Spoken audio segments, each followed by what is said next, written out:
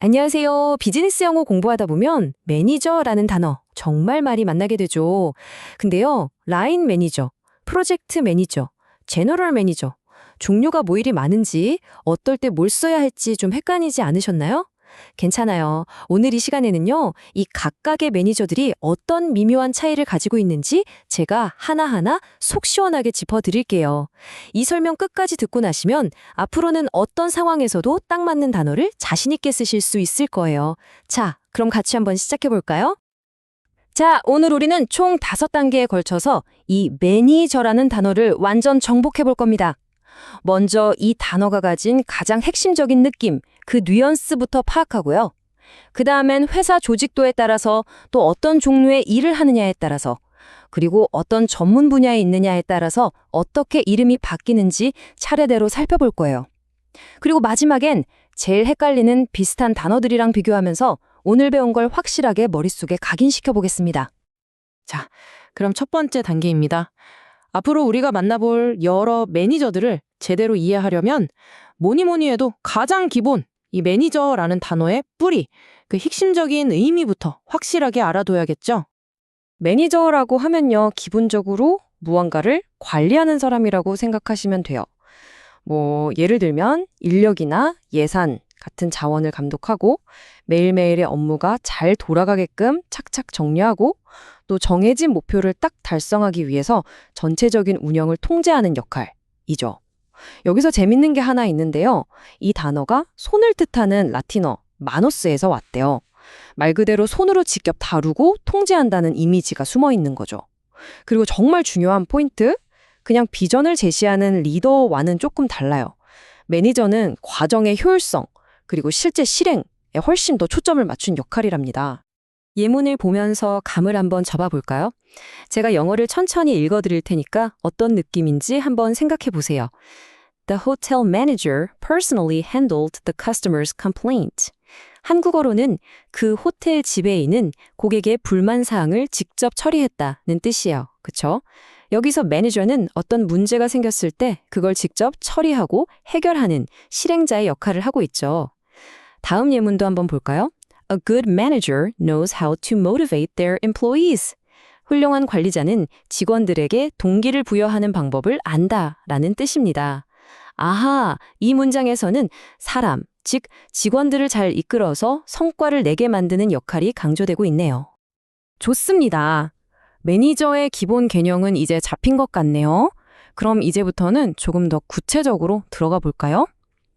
회사 안에서는요, 보통 직급 있는 서열에 따라서 매니저 앞에 다른 단어가 붙어서 그 의미가 좀 더 세분화돼요. 어떻게 달라지는지 하나씩 한번 뜯어보겠습니다. 자, 가장 먼저 만나볼 주자는 라인 매니저입니다. 이걸 우리말로 가장 자연스럽게 바꾸면 아마 직속 상사 정도가 될 거예요. 현장에서 일하는 직원들을 바로 옆에서 직접 관리하고 또 직원들이 오늘 업무는 이렇습니다 하고 가장 먼저 보고하는 사람, 그 사람이 바로 라인 매니저입니다. 나와 라인으로 직접 연결된 상사, 이렇게 생각하면 정말 쉽죠? 예문을 같이 한번 볼게요.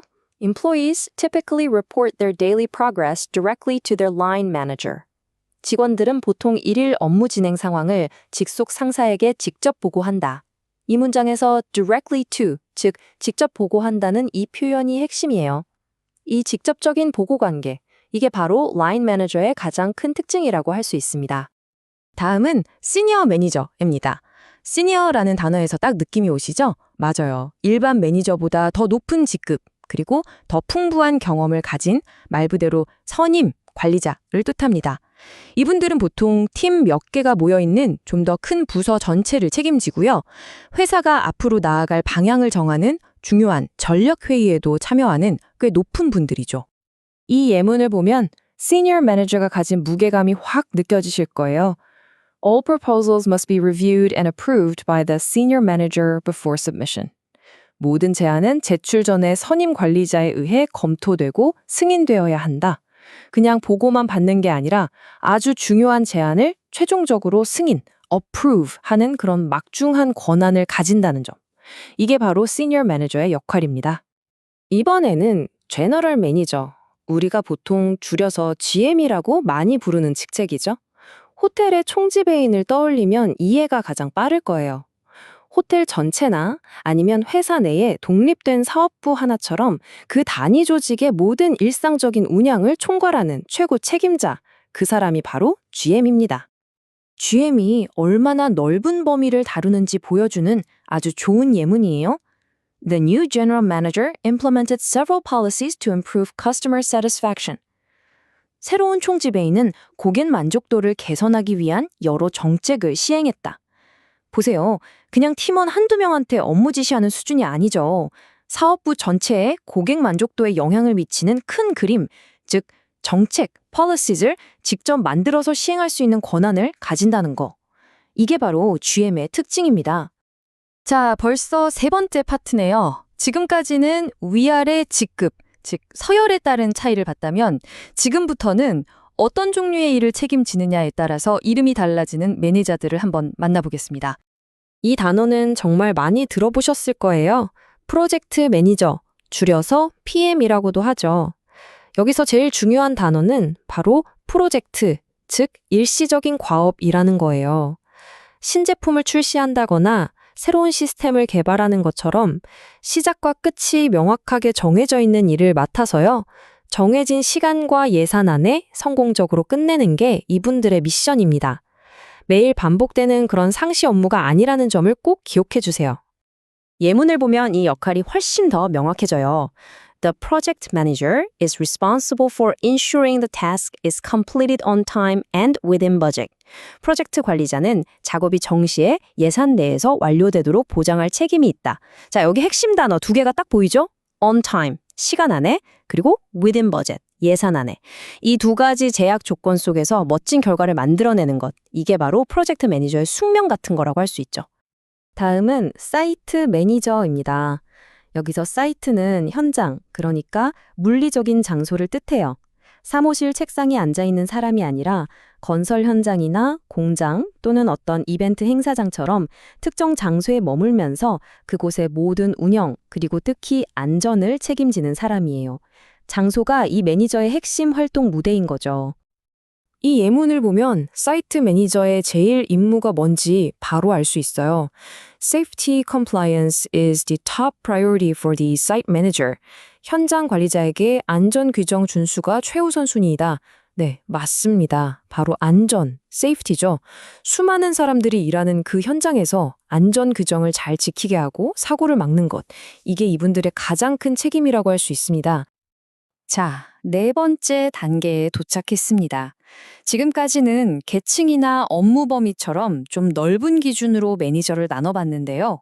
이번에는 훨씬 더 뾰족하게 아주 구체적인 전문 분야, 딱 한 가지의 특정 임무를 맡는 그런 매니저들을 만나보겠습니다. 하이어링 매니저는 이름 그대로 채용 하이어링을 책임지는 관리자예요.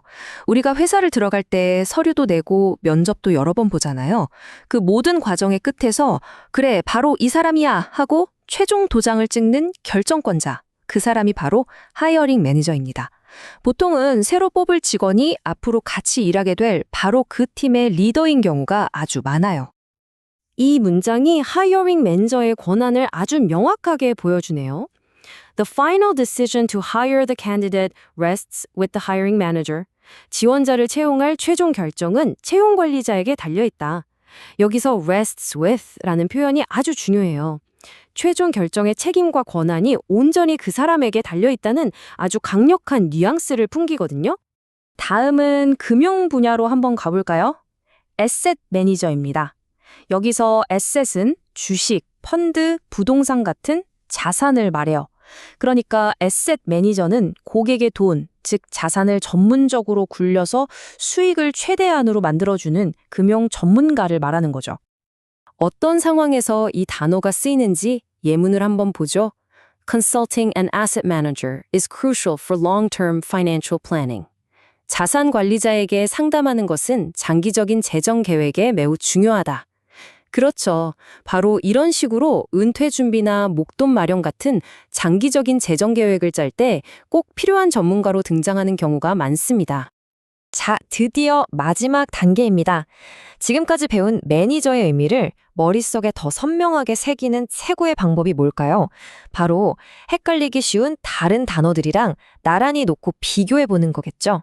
뭐가 어떻게 다른지 이번에 확실하게 정리하고 가자고요. 이 표를 보면서 하나씩 정리해 볼게요. 자, 우리가 배운 매니저는 과정과 효율성에 집중하는 역할이었죠. 그럼 그 바로 아래에 슈퍼바이저를 볼까요? 이들은 매니저보다 보통 직급이 낮고요. 매일매일의 구체적인 업무를 바로 옆에서 지시하고 감독하는 사람이에요. 현장 반장님 같은 느낌이랄까요? 반대로 위로 쭉 올라가서 디렉터를 보면 이분들은 훨씬 높은 자리에서 회사의 큰 방향, 즉 전략과 비전을 세우는 사람이죠. 마지막으로 리더는요. 이건 직급이라기보다는 역할에 가까운데 통제하는 게 아니라 영향력과 영감을 줘서 사람들이 스스로 따르게 만드는 사람을 의미해요. 어때요? 미묘하지만 정말 중요한 차이가 느껴지시죠? 자, 오늘 저와 함께 정말 다양한 매니저들을 만나봤는데 어떠셨어요? 이제는 어떤 상황에서 어떤 매니저를 써야 할지 자신감이 좀 생기셨나요? 오늘 배운 이런 미묘한 차이들이 여러분의 영화 실력을 한 단계 더 탄탄하게 만들어 주었을 거라고 저는 확신합니다. 오늘 함께 해주셔서 정말 감사하고요. 다음에 또 유익한 내용으로 찾아뵙겠습니다.